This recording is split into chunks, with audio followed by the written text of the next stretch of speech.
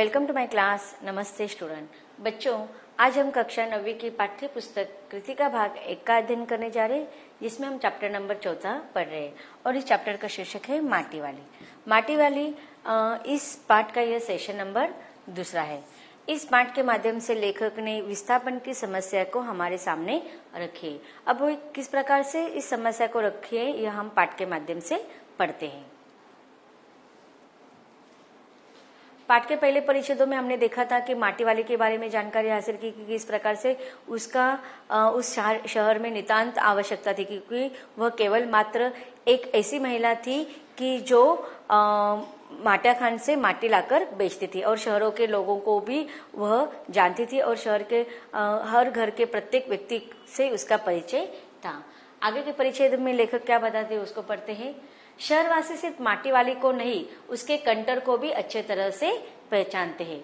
रद्दी कपड़े को मोड़कर बनाए गए एक गोल डिल्ले के ऊपर लाल चिकनी मिट्टी से छुलबुल भरा कनस्तर टिका रहता है। अब देखिए, आपने देखा होगा कि गांव में जब पानी भरने के लिए जब मटके का प्रयोग किया जाता है तो औरतें जब मटके सिर पर रखते हैं तो उसके नीचे एक कपड़े का बनाया हुआ एक कपड़ा रखते हैं, जिससे क्या होता है कि जो सर पे रखने का जो मटका होता है वो ठीक ढंग से बैठ जाए, वो नीचे न गिरे। तो इसी प्रकार से जो माटी वाली जो कनस्तर को अपने सिर पर रखती थी, उसके नीचे एक क्या करती थी, रद्दी कपड़े का जो जुने पुराने कपड़े होते हैं उसे मोड़कर एक गोल डिल्ला बनाया जाता है और फिर वह सिर के ऊपर रखा जाता है और फिर उस पर वह कनस्तर टिका दिया जाता है, जिसके अंदर लाल मिट्टी होती है। उसके ऊपर किसी ने कभी कोई ढक्कन लगा हुआ नहीं देखा। अपने कंटर को इस्तेमाल में लाने से पहले वह उसके ऊपरी ढक्कन को काटकर निकाल फेंकती है। ढक्कन के न रहने पर कंटर के अंदर मिट्टी भरने और फिर उसे खाली करने में आसानी रहती है।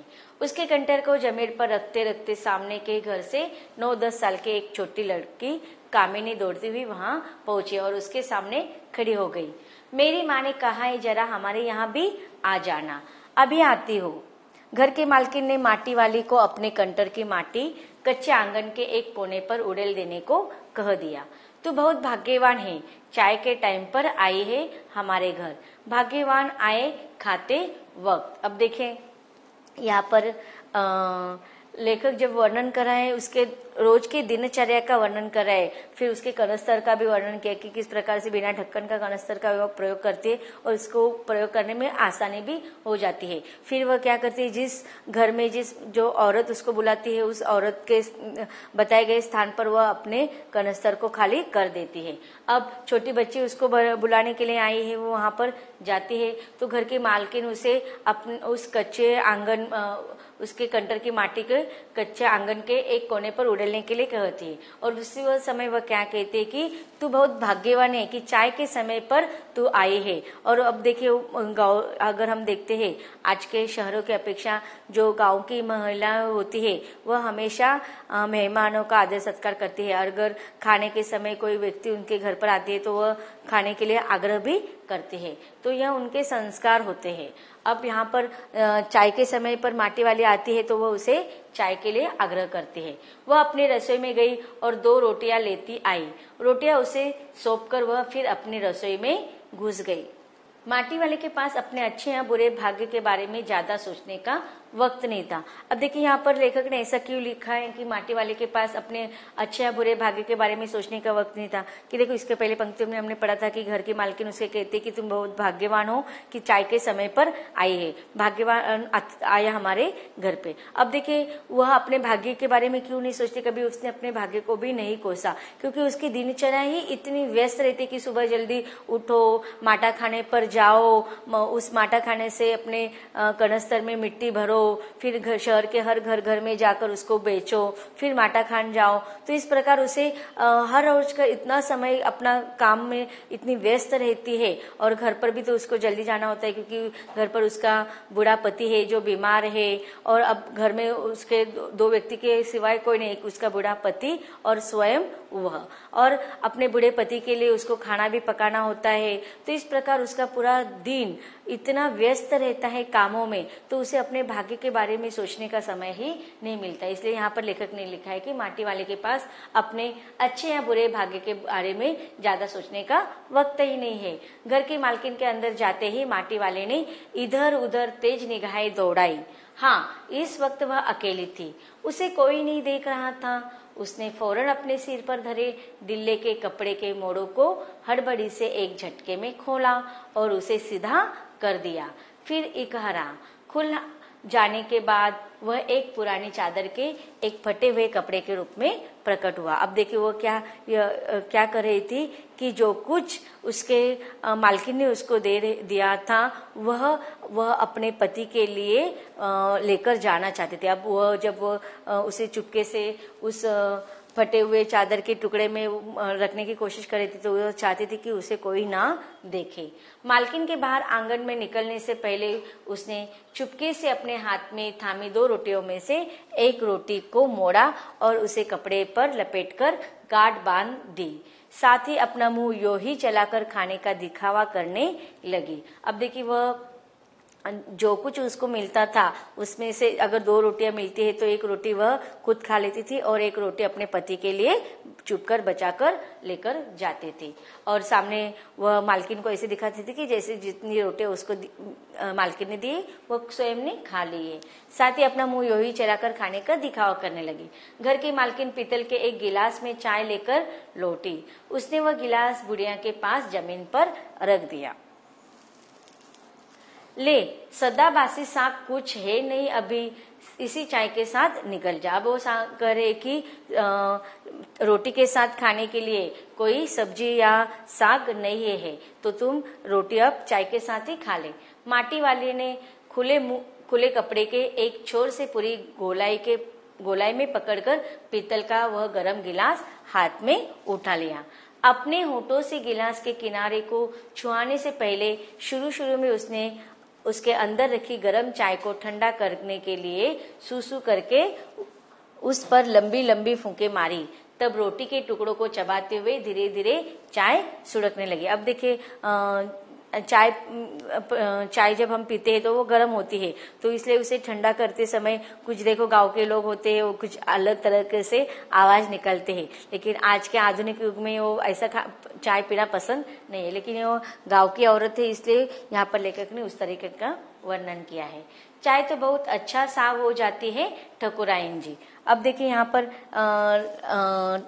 माटी वाली के माध्यम से लेखक ने ऐसा कहा है कि चाय तो बहुत अच्छा साग हो जाती है ठकुराइन। अब इससे पता चलता है कि जो माटी वाली है वह गरीब मजदूर स्तर की औरत है और वहां पर वह गरीब मजदूरों का प्रतिनिधित्व भी करे और हमेशा रोटियों के साथ उनको साग सब्जी खाने को ही मिलेगा ऐसा नहीं, तो जो कुछ मिलता है वह खा लेते। इसलिए वह कहती कि चाय तो बहुत अच्छा साग हो जाती है। भूख तो अपने में एक साग होती है बुढ़िया, भूख मीठी या भोजन मीठा।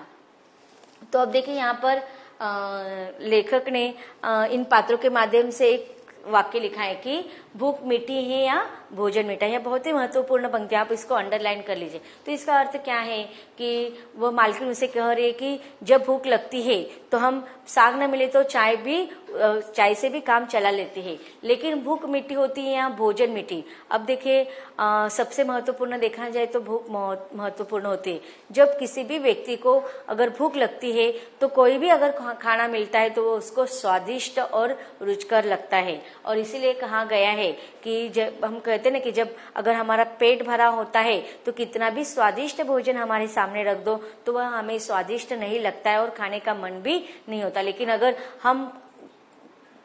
अगर अच्छे रूप से अगर देखा जाए सच्चे रूप से अगर भूखे व्यक्ति को किसी भी प्रकार का, चाहे वह रूखा सूखा ही क्यों न हो, लेकिन वह भोजन स्वादिष्ट लगता है। तो इस प्रकार भूख में होने वाला जो भी भोजन होता है वह हमेशा स्वादिष्ट होता है। इसलिए यहाँ पर लेखक ने कहा है कि भोजन से ज्यादा भूख मीठी होती है।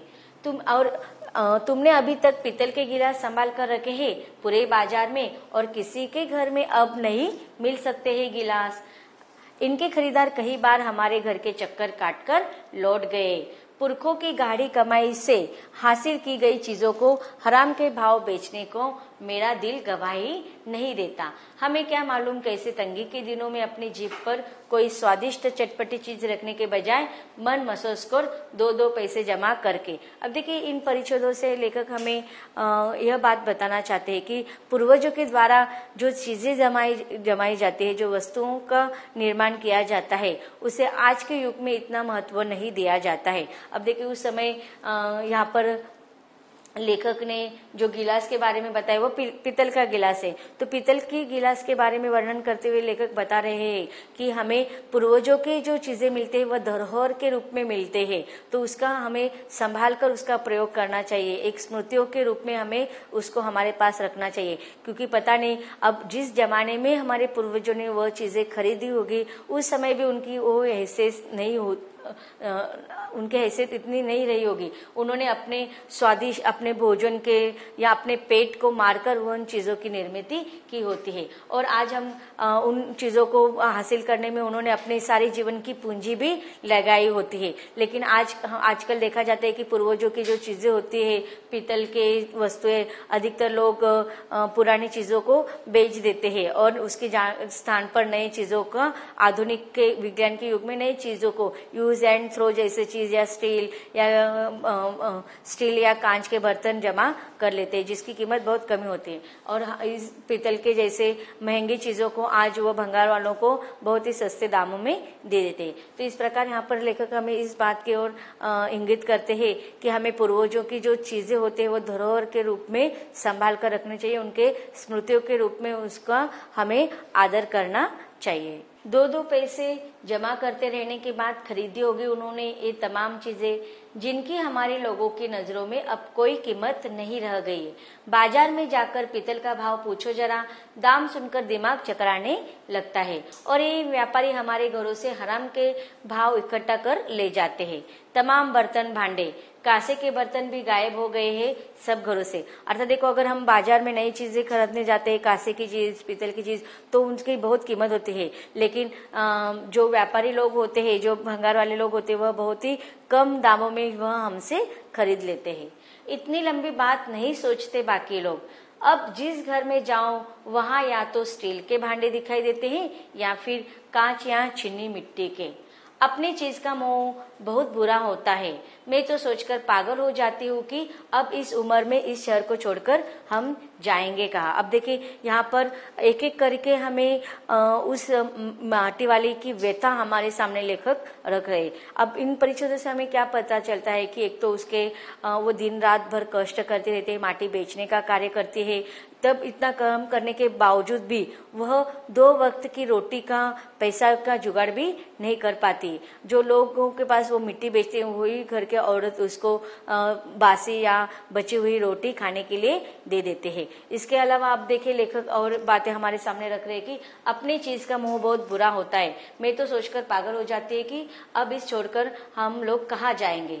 ठाकुराइन जी जो जमीन जायदाद के मालिक है, वे तो कहीं ना कहीं ठिकाने पर जाएंगे ही, पर मैं सोचती हूँ कि मेरा क्या होगा, मेरी तरफ देखने वाला तो कोई भी नहीं है। अब देखिए, यहाँ पर लेखक ने विस्थापन की समस्या की ओर इंगित कर रहे हैं कि शहर में लोगों को वह स्थान खाली करने के लिए बताया गया है। अब लेखक बताना चाहते हैं इन औरतों के माध्यम से कि जिनके पास कोई पर्याप्त सुझाव होगा, वो लोग पर्याय होगा, वह लोग कहीं पर भी जाकर रह सकते हैं। लेकिन जो माटी वाली है वह अपने बारे में कह रहे कि जिनके पास जमीन जायदाद है, जमीन जायदाद के मालिक है, वो तो किसी भी प्रकार से जुगाड़ करके नया ठिकाना का या नए आश्रय को ढूंढ लेंगे। लेकिन जो माटी वाली है वह निहायत एक गरीब और अकेली औरत है, उसके पति भी जो बूढ़ा है और वह भी बीमार है, तो वह ऐसे अवस्था में वह अपना आश्रय कहाँ पर ढूंढ लेंगी।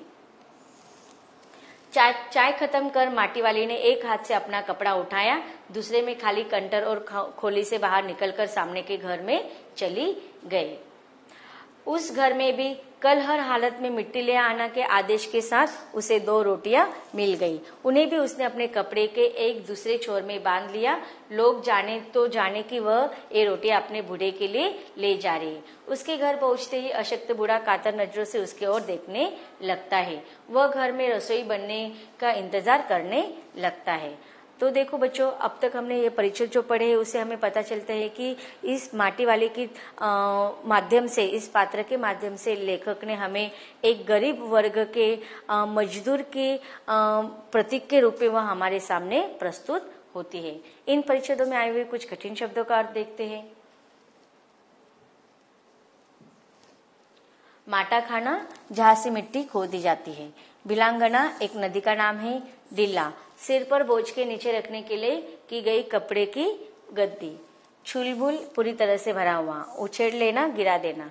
भाग्यवान, किस्मत वाली। धरे रखे, हड़बड़ी, जल्दबाजी में। इकहरा, एक परत का। थामी, पकड़े हुई। दिखावा, दर्शन। सद्दा, ताजी। साग, सब्जी। छोर, किनारा। सुड़कना, सुरसुर की आवाज करते हुए चाय पीना। पुरखे, पूर्वज। हराम के भाव, बहुत कम दाम में। दिल गवाही देना, इच्छा होना। तंगी, गरीबी, कमी या अभाव। मन मसोसना, इच्छा होते हुए भी पूरी न कर पाना। तो बच्चों, अब तक हमने देखा कि लेखक ने विस्थापन की किस प्रकार से समस्या आम लोगों को, गरीब लोगों को सताती रहती है, इसका वर्णन किया है। आगे भी लेखक हमें इसके बारे में बता रहे, उसको हम पढ़ेंगे इसके अगले भाग में।